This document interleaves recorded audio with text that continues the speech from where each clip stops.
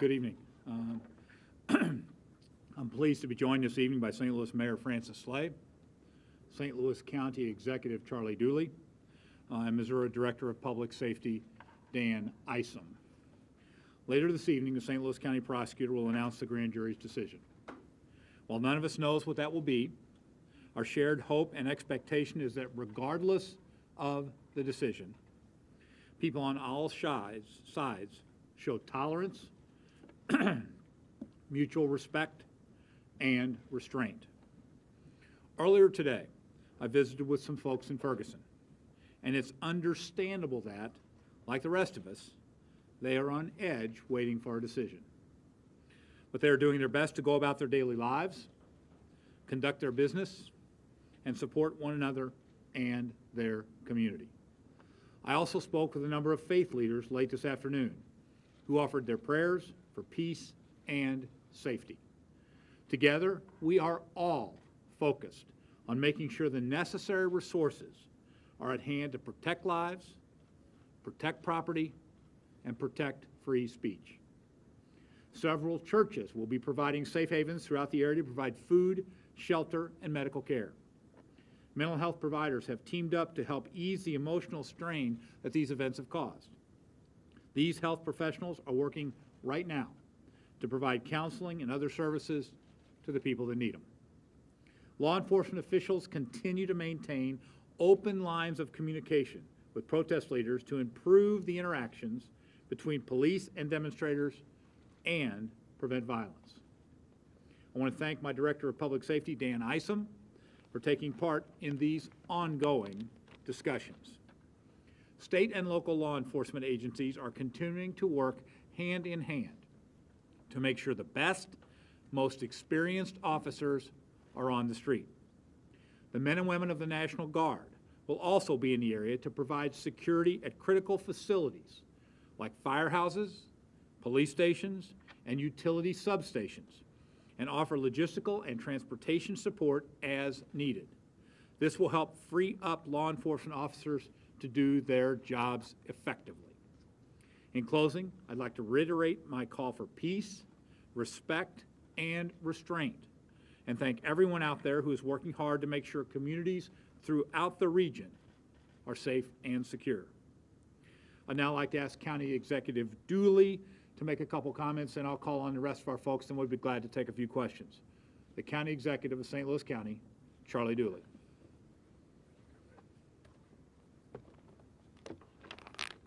Let me say good evening to all of you.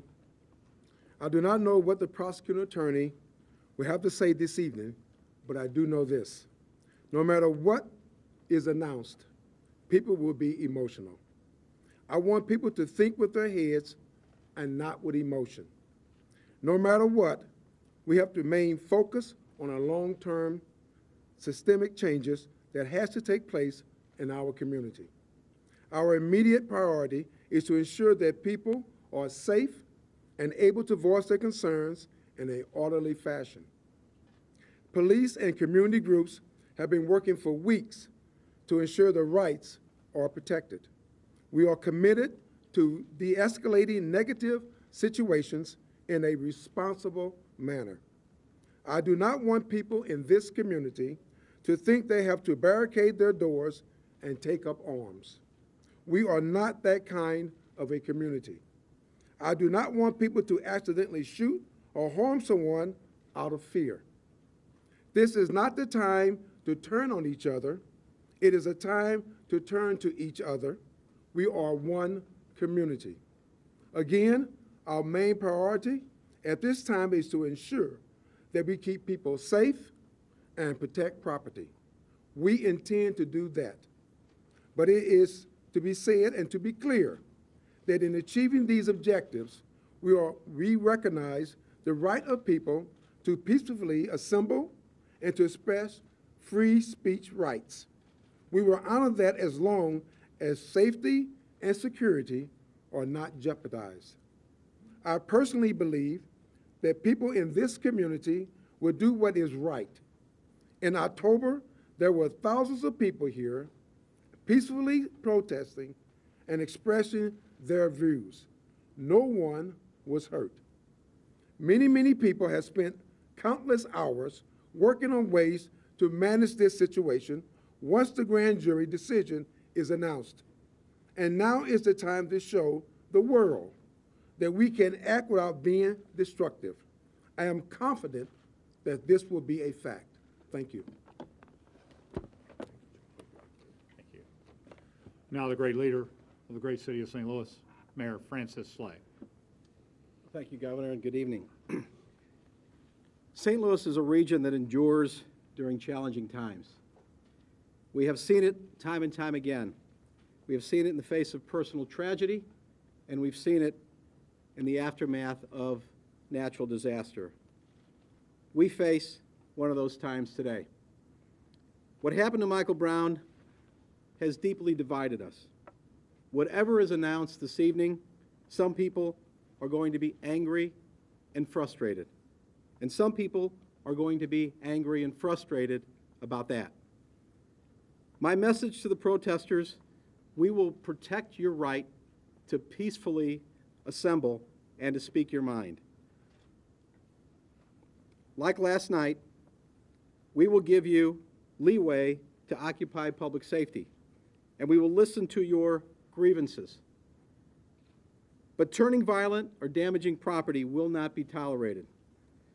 To the people who disagree with the protesters, the actions we are taking are designed to protect you, to protect your family, your homes, your businesses, and your neighborhoods. That is our paramount concern. Over the next few days, we expect to see St. Louisans loudly and passionately expressing their views. We expect to see some of the best police officers in the country protecting their rights and keeping everyone safe. But after that, it will be time to heal, to close the racial divide, and to make St. Louis a better place for everyone, regardless of race or color. We all may experience some inconvenience during the coming days. Depending on the circumstances, we may allow demonstrators to slow down traffic, but we will not allow them to hurt anyone or damage anyone's property. That's how it went last night in the Shaw neighborhood. It wasn't perfect.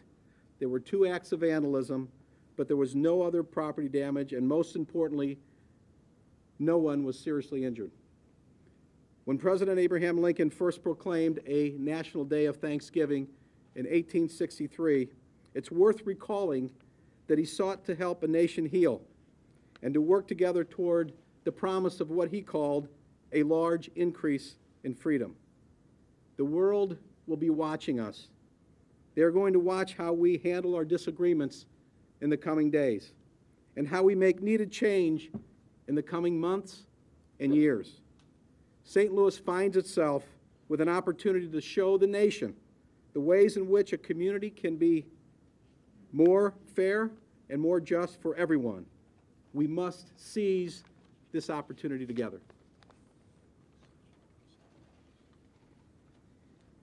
Now one more speaker, and then I'll be glad to take questions here. The Director of Public Safety of the state of Missouri, Director Dan Isom. Thank you, Governor.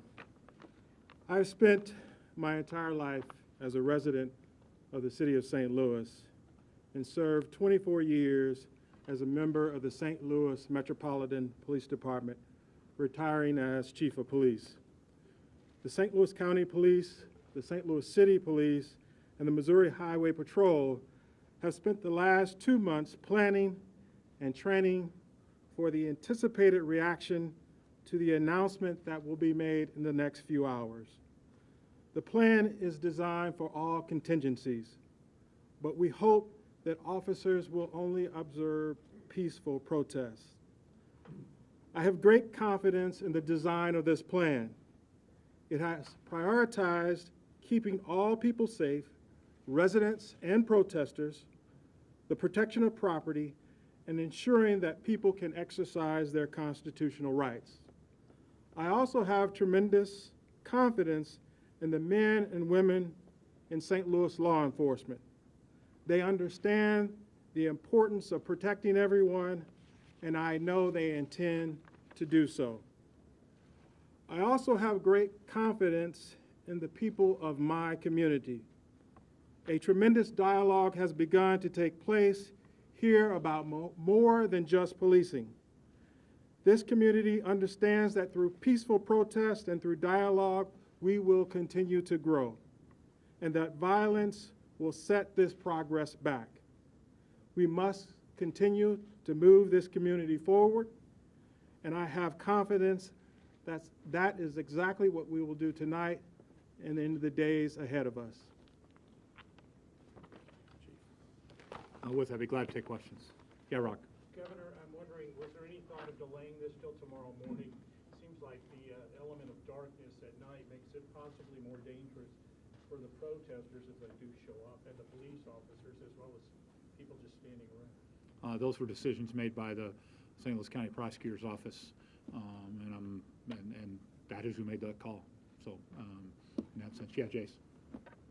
Governor, what would you say to the thousands of people and the millions of people around America who felt like the government has failed them over the last 3.5 months, that the judicial system has failed them over the last 3.5 months?